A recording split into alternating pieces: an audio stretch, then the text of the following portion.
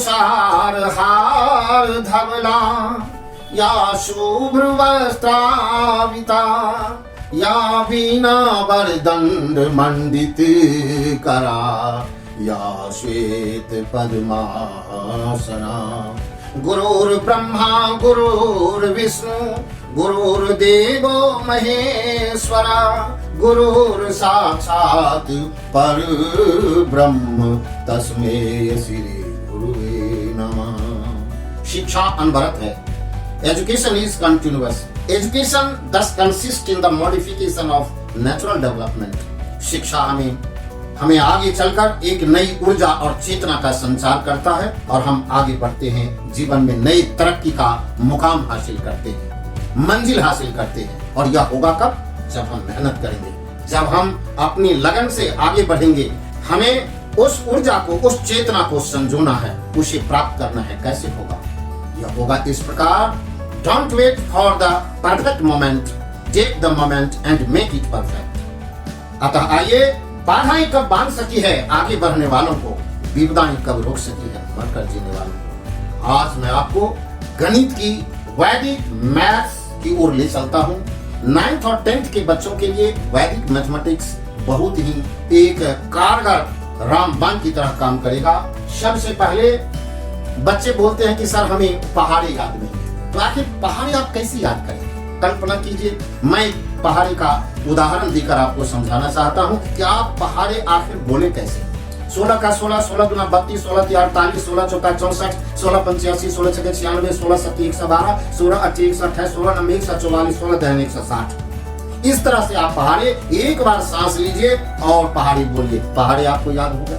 अब आइए मैथमेटिक्स में हम चलते हैं, वैदिक मैथ्स सीखते हैं। वैदिक मैथ्स के अंतर्गत मल्टीप्लिकेशन, गुणा के सिद्धांत को हम समझने का प्रयास करते हैं कि आखिर हम गुणा कैसे करते हैं। हम छोटे छोटे साधारण तरीके से हम गुणा करना जानते हैं, लेकिन एक सही तरीके से वैदिक मैथ्स में हमारे पास गुणा का एक नया तरीका सदियों से चला रहा है। 4 वेद हैं, ऋग्वेद, यजुर्वेद, सामवेद, अथर्ववेद। उस 4 वेदों में इसकी चर्चा है।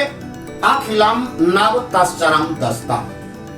इसका अर्थ है कि हमें यदि 25 को 25 से गुना करना है, 25 मल्टीप्लाइंग बाय 25, आखिर कितना होगा? 2 और 5 में, 25 में 5 इकाई का अंक है, 1 डिजिट है, और 2 दहाई का अंक है। तो फिर 25 है, यहाँ दहाई का अंक 2 है और इकाई का अंक 5 है। 1 डिजिट 10 डिजिट। तो 1 डिजिट का हम स्क्वायर करते हैं, वर्ग करते हैं। 5 को 5 से गुना किया 25, और 2 को 2 से गुना किया 4, और उस 4 में 1 2 और जोड़ दो, 2 2 4 और 2 6, ये 6 सब 25 है। अगला एग्जाम्पल है, 35 को हमें 35 से मल्टीप्लाई करना है। 5 को 5 से गुना कीजिए 25, 3 को 3 से गुना कीजिए, 3 किया 9, 9 और 3 12। अगला एग्जाम्पल है, 45 को 45 से मल्टीप्लाई करना है। 5 मल्टीप्लाइंग बाय 5, 5 को 5 से गुना करो 25, और 4 चौक 16, और 16 में 4 जोड़िए, दोनों में से कोई एक जोड़ दीजिए। 4 चौक 16 और 4 20। ये हमारा रूल 1 आपको इस तरह से दिख रहा है। इसमें कंडीशन क्या है? आपने देखा होगा कि यहाँ सेम संख्या है, सेम नंबर है। 25 को 25 से मल्टीप्लाई किया, 35 को 35 से किया, 45 को 45 से मल्टीप्लाई किया। अब इसी तरह से हमें 55 को 55 से गुणा करना है। यह कितना कैसे होगा? 5 को 5 से मल्टीप्लाई किए 25, 5 को 5 से मल्टीप्लाई किए 25, और 25 में एक 5 और जोड़ दीजिए, ये हो गया 30। इसी तरह से 95 को 95 से मल्टीप्लाई कैसे करेंगे? 5 का वर्ग, 5 को 5 से मल्टीप्लाई कीजिए 25, और 9 को 9 से मल्टीप्लाई कीजिए, 9 9 जा 81, 81 में फिर 9 जोड़िए, कितना हो गया? 90। उसके बाद 125 को 125 से मल्टीप्लाई करना है। तब कैसे होगा? फिर वही तरीका हमको लगाना है। 5 को 5 से मल्टीप्लाई कीजिए 25, 12 को 12 से मल्टीप्लाई कीजिए, 12 को 12 से मल्टीप्लाई कीजिए 144, 144 और 12 156।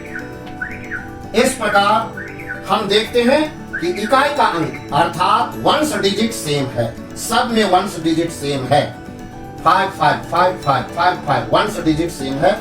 इस प्रकार रूल 1 इस तरह से बनाए जाते हैं। आप इसका बार बार अभ्यास करेंगे तो मुझे पूरा विश्वास है कि आप भली प्रकार इसे समझ लेंगे, सीख लेंगे। अब आता है रूल 2।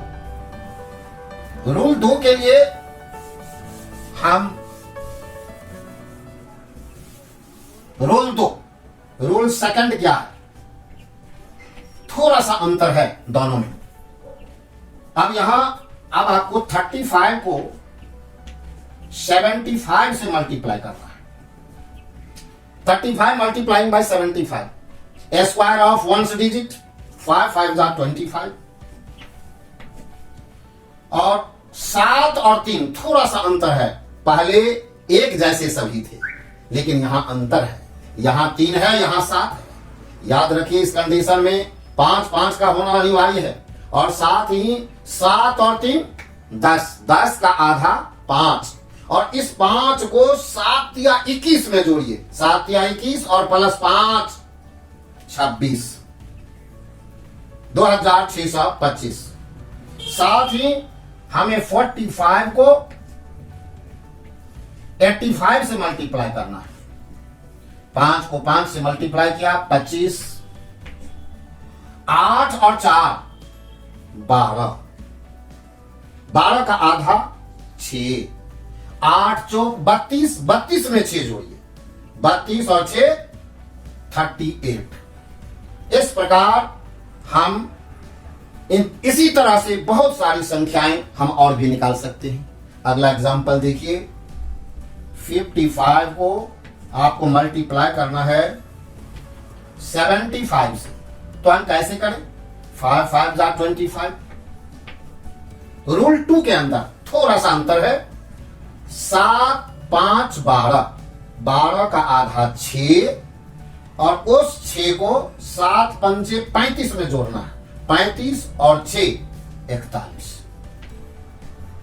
उसके बाद हम चलते हैं 105 को मल्टीप्लाई करेंगे 45 से,